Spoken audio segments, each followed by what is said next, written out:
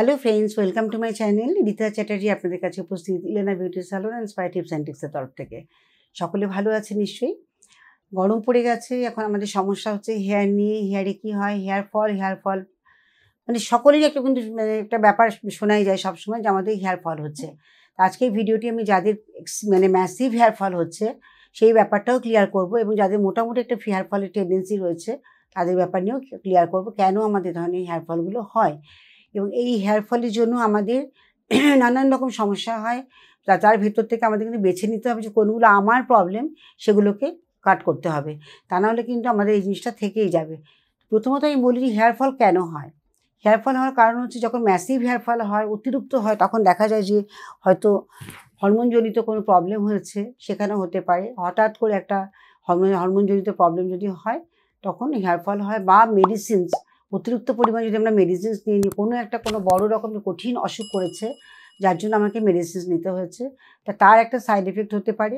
আবার অনেক সময় হয় প্রচণ্ড পরিমাণে হয়তো বেশ অতিরিক্ত পরিমাণে আমরা একটা ভীষণ ক্লোরিন জল ইউজ করে ফেলেছি, তখন আমাদের কিন্তু হেয়ার ফল শুরু হয়ে যায়। এবার 50 থেকে 100টা হেয়ার ফল, এটা কিন্তু আমাদের নর্মালি ধরি। যদি রিগ্রোথ না হয় তখনই আমাদের কিন্তু টেনশন হয়, চুল পড়ছে বা চুল গজাচ্ছে না, তখন আমাদের একটা বিশাল চিন্তার বিষয় হয়ে যাচ্ছে। তখন আমাদের কিন্তু ভালো করে সার্চ করতে হবে যে কেন হচ্ছে না, আমার লাইফস্টাইলে কোথায় বাধা পড়ছে। লাইফস্টাইল যদি সেরকম না, হয়তো এমন হলো সার্টেন একটা কোনো একটা প্রবলেম এলো, তখন আমরা চিন্তা করতে থাকি, হঠাৎ করে চুল পড়তে থাকে। হঠাৎ একটা স্ট্রেসে পড়ে গেলে পরে তখন চুল পড়তে থাকে, সেগুলো কিন্তু আবার রিগ্রোথ হবে। বাট যেখানে হচ্ছে না, একদম অ্যাকুইট অ্যালোপেশিয়া হয়ে গেছে, সেই চুলের ক্ষেত্রে কিন্তু, বা কোনো ধরনের এমন কিছু ফাঙ্গাল কিছু ইনফেকশান হয়েছে, বা ব্যাকটেরিয়া অতিরিক্ত পরিমাণে সেখানে জমতেই থাকছে, এরকম ক্রিয়েট হচ্ছে, সেরকম জায়গায় কিন্তু আমাদের একটা চিন্তার বিষয়। সেটা ইন্টারনাল সিস্টেমটাকে ঠিক না রাখলে কিন্তু কখনো এটা কন্ট্রোল করা যাবে না। যেমন আমরা হয়তো এমনও হয় যে চুল পড়ছে প্রচুর পরিমাণে, কিন্তু চুলকে আমরা খুব প্রপারলি ক্লিন করি না। একটা ফাঙ্গাল ইনফেকশন হয়েছে, সেখানে আমরা সেটাকে জিয়ে রেখে দিয়েছি। ডে বাই ডে হতে হতে সেই জায়গাটা একটা বড় রকমের একটা বল্ট তৈরি হয়ে গেল, একটা বড় রকমের একটা গ্যাপ তৈরি হয়ে গেল, সেখান থেকে হয়তো একগোছা চুল উঠে গেল, সেখানে একটা তেলের সারফেস তৈরি হলো, সেখানে সেলসগুলো অ্যাক্টিভই হলো না, এরকম ব্যাপারটা হয়। সেই ক্ষেত্রে কিন্তু একটা ভীষণ চিন্তার বিষয়, তখন কিন্তু সেই জায়গাটা পরিপূরণ করা খুব টাফ হয়ে যায়। সেজন্য একটা সিস্টেমে আসতে হবে, ঠিক প্রপারলি খাওয়া দাওয়া, নিউট্রিশনস একটা বিশাল ফ্যাক্টর। যদি নিউট্রিশনসের কোনো অভাব হয়ে যায় তখন কিন্তু এই চুল পড়তে থাকে, ম্যাসিভ হেয়ার ফল তখন হতেই থাকে। তাহলে 3-4টে কারণে হয়। বড় রকম কঠিন যদি কোনো অসুখ করে তখন একটা ম্যাসিভ হেয়ার ফল হয়। আর একটা হয় যদি হরমোনাল চেঞ্জেস আসে তখন একটা হেয়ার ফল হয়। আবার অনেক সময় নিউট্রিশনে যদি ঘাটতি হয়, হঠাৎ কেউ মনে করলো যে আমি ডায়েটিং করব, সে খাওয়া দাওয়া ছেড়েই দিল, তারপর নিউট্রিশন যেটা প্রয়োজন তার শরীরে, তার চলবার মতো ক্ষমতা থাকছে না, সে এত বেশি উইক হয়ে যাচ্ছে, যার ফলে সমস্ত ডেফিসিয়েন্সির জন্য প্রচণ্ড পরিমাণে ম্যাসিভ হেয়ার ফল শুরু হয়ে যায়। তা এইসব ক্ষেত্রে কিন্তু আমাদের কন্ট্রোল করতে হবে, কারণ আমাদের শরীরে সমস্ত কিছু, আমাদের ভিটামিনস প্রচুর প্রয়োজন। আমাদের ভিটামিনস এবং মিনারেলস দিয়েই কিন্তু আমাদের শরীরটা, সেই কারণে আমাদের এগুলো যখনই ঘাটতি পড়বে তখন কোনো না কোনো একটা সাইড এফেক্ট দেখা যায়, ইদার স্কিনে হচ্ছে, নাহলে আমাদের হেয়ারে হচ্ছে। তাই হেয়ারের এইসব কারণে যদি হয়, সেগুলো কিন্তু আপনারা অবশ্যই কন্ট্রোল করবেন, দেখে নেবেন যে কোনটা আপনার ক্ষেত্রে হচ্ছে। আর যদি এমনি যদি চুল পড়ে, হয়তো এমন হচ্ছে চুল ব্রেকেজ হয়ে পড়ে গেল, চুলে সেখানে কিন্তু অনেক ময়েশ্চার কম থাকছে। ইউজুয়ালি আমাদের চুলে স্ক্যাল্পে যে সিক্রেশন হয়, অয়েল সিক্রেশন হচ্ছে, সোয়েট সিক্রেশন হচ্ছে। অয়েল গ্ল্যান্ড এবং সোয়েট গ্ল্যান্ড দুটো তো আলাদা। যখন আমাদের এটা যখন কমতি হয়ে যায়, কম হয়ে যায়, বা হয়তো স্ক্যাল্পে সিক্রেশন হচ্ছে বাট লেন্থে গিয়ে পড়ছে না, ওভারঅল পুরো চুলের মধ্যে ময়েশ্চার ঠিকমতো পৌঁছচ্ছে না, তখন আমাদের কিন্তু এক্সট্রা কেয়ার করতে হয়। আমাদের স্ক্যাল্পটা হয়তো গ্রিসি থাকছে, সেখানে হাইড্রেশন হয়তো রয়েছে, স্ক্যাল্প ঠিক আছে, বাট বাকি যে মিড লেন্থ থেকে এন্ড পর্যন্ত আমাদের চুলটা প্রচণ্ড পরিমাণে ময়েশ্চারলেস হয়ে যায়, তখন চুলগুলো ভেঙে যেতে থাকে। সেই চুলের ডগগুলো যখন ফেটে যায়, তখন চুল আর বাড়তে চায় না, ওখানে গিয়ে থেমে যায়, আর ভীষণ ফ্রিজ হয়ে যায়, কালার নষ্ট হয়ে যায়, সেখানে কিন্তু একটা আনম্যানেজেবল একটা ব্যাপার দাঁড়িয়ে যায়। সেই জিনিসগুলো করতে গেলে আমাদের মাঝে মাঝে কী করতে হবে, এবার আমি সলিউশনে আসি। কতগুলো কারণে হয় সেগুলো আপনাদের বললাম। যদি এর মধ্যে যার যেটা হচ্ছে সেটা সেখান থেকে একটুখানি চেষ্টা করবেন মেনটেন করার। আর সলিউশনের মধ্যে আমি বলবো, প্রথমত হচ্ছে পর্যাপ্ত পরিমাণে ঘুমটা ভীষণ দরকার। ঘুম না হলে কিন্তু শরীরে অনেক রকমের প্রবলেম অ্যারাইজ করে। সেই জন্য মানুষকে প্রত্যেককে আমাদের 6 থেকে 8 ঘন্টা সাউন্ড স্লিপ হতে হবে। চেষ্টা করতে হবে। আমি অনেক সময় ভিডিওতে বলে ফেলি যে মোবাইলটাকে আমাদের শুতে যাওয়ার আধ ঘন্টা আগে আমরা ডিটাচড হয়ে যাবো, দরকার সুইচ অফ করে দেবো। এটা করলে কিন্তু আমাদের কিন্তু অনেকটাই ব্রেনটা রেস্ট পায় এবং শরীরটাও আমাদের অনেকটা ঠান্ডা হয়ে যায়। আমরা অটোমেটিক্যালি আমাদের নার্ভসগুলো খুব ভালোভাবে মানে করে মানে ঘুমিয়ে পড়তে পারি। এক কথা হচ্ছে আমরা ঘুমিয়ে পড়তে পারি। তো সেই জন্য রাতের ঘুমটা ভীষণ দরকার। আপনারা 6 থেকে 8 ঘন্টা সাউন্ড স্লিপ দেবেন। আর ডাইজেশনের ক্ষেত্রে বলব খেতে কখনো জল খাবেন না। খাওয়ার আধ ঘন্টা আগে, খাওয়ার আধ ঘন্টা পরে জল খাবেন।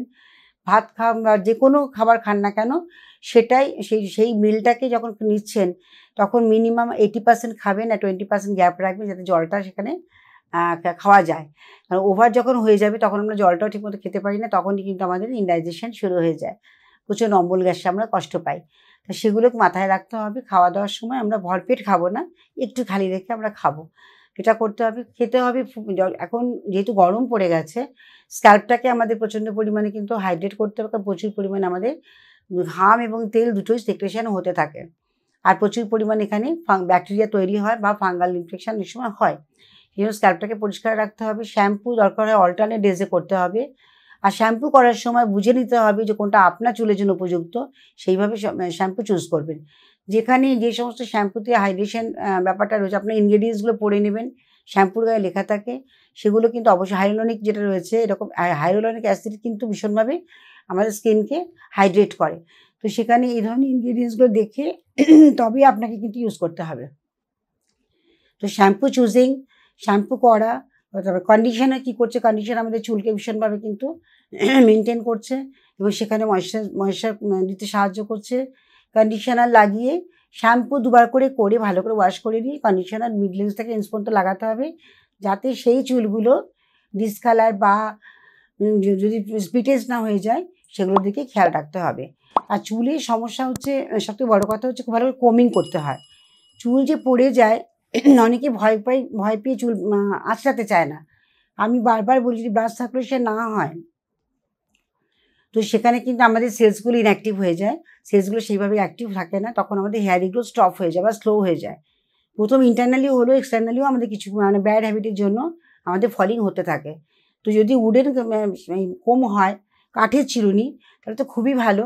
একদম পেছন থেকে সামনে পর্যন্ত, মেয়েদের ক্ষেত্রেও বলছি, বড় চুল হয়েছে যা পড়ে যাবে, অনেক চুল পড়ে যাবে, এই ভয়টা আপনারা পাবেন না। যে চুলগুলো আলগা হয়ে যায়, চুলেরও তো বয়স আছে, একটা বয়সের পরে সেই চুলটা পড়ে যাবে, কিন্তু সেই সঙ্গে সঙ্গেই ওখানে আর একটা চুল গজিয়ে যাবে। একটা সেলস থেকে অনেকগুলো চুল বেরিয়ে আসে। সেরকম ভয়ের কিছু নেই, চুল গজাতেই থাকবে। যদি না গজায় তখন কিন্তু ভয়, এটা মাথায় রাখবেন সবসময়। আর চুলকে খুব ভালো করে ক্লিন করবেন। ভেজা চুল, এখন সোয়েটিং প্রচণ্ড হয়, চুলটাকে শুকোবার চেষ্টা করবেন। সবসময় ভেজা থাকলে কিন্তু চুলের গোড়া নষ্ট হয়ে যায় এবং এখানে ব্যাকটেরিয়া সহজেই হতে থাকে। তো এই সমস্ত কারণে আমাদের চুল পড়ে যায়। চুলকে পরিষ্কার রাখা, চুল কোমিং করা, ঠিকমতো ঘুমোনো, খাওয়া দাওয়া ঠিক রাখা। এখন প্রচুর পরিমাণে আমাদের কিন্তু রসালো ফল যাকে বলে, এক কথা তরমুজ, প্রচণ্ড পরিমাণ তার মধ্যে আমাদের ওয়াটার রয়েছে, সেটা আমরা খেতে পারি। আঙুর, তরমুজ, এগুলো শসা, এগুলো কিন্তু গরমেরই ফ্রুটস, যেগুলো খেলে আমাদের যে হাইড্রেশন যে লেভেলটাকে ঠিক রাখে, বডি ডিহাইড্রেট হতে দেয় না। তো আপনারা এই ধরনের ফলগুলোকে চুজ করবেন। একটু জাঙ্ক ফুডগুলো, একটু বেশি ফাস্ট ফুড, এই ধরনের খাবারগুলোকে একটু অ্যাভয়েড করবেন, যাতে ডাইজেশন খুব ভালো হয়, সেটাও দেখতে হবে। যদি লিভার ঠিক না থাকে চুলও কিন্তু নষ্ট হয়ে যাবে, স্কিনও নষ্ট হবে।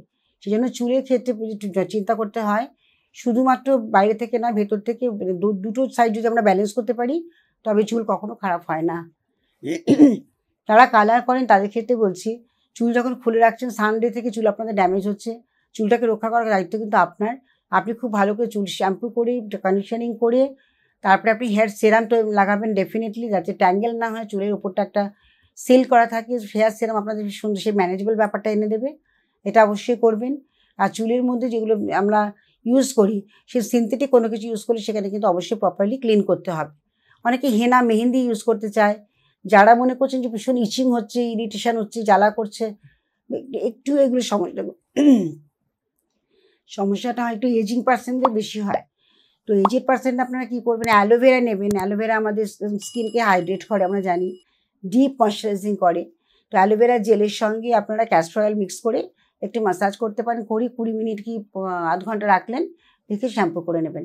এটা আপনার সপ্তাহে 3 দিন করে করুন, দেখবেন ইচিং, ইরিটেশন এগুলো কিন্তু একদম চলে যাবে। আর হাইড্রেশন থাকবে। এই ধরনের শ্যাম্পু আপনার ইনগ্রিডিয়েন্টস লেখা থাকে শ্যাম্পুর গায়ে, বুঝে ইউজ করবেন। যাদের স্কিনের সমস্যা রয়েছে বা স্ক্যাল্পের সমস্যা, স্ক্যাল্প মানে এটাও তো স্কিন আমাদের, তো স্ক্যাল্পের সমস্যার জন্য কিন্তু অ্যালোভেরা ভীষণ ভালো কাজ করে। আর ক্যাস্টর অয়েল দিয়ে আর কোকোনাট অয়েল মিক্স করে একটু তার মধ্যে ভিটামিন ক্যাপসুলস দিয়ে খুব ভালো করে মাসাজ করেন মাঝে মাঝে। কারণ অয়েল মাসাজ করলে পরে আমাদের কি হয়, সেলসগুলো অ্যাক্টিভ হয়, ব্লাড সার্কুলেশন বেড়ে যায়। তাতে কিন্তু মাসাজ মানে সবসময় রিদিমে করতে হয়, যে কোনো কাজ খুব প্রেশার দিয়ে করতে নেই। যখন সেখানে ফলিং বেশি হয় সেখানে অতিরিক্ত মাসাজ চলে না, সেই জন্য খুব এমনভাবে করবেন যেখানে আপনাকে একটা রিল্যাক্সেশন দেবে, ঠিক সেইভাবে আপনারা মাসাজ করুন। এইভাবে কন্টিনিউ আপনারা যদি মেনটেন করেন তো হেয়ারে কোনো সমস্যাই কখনো হবে না।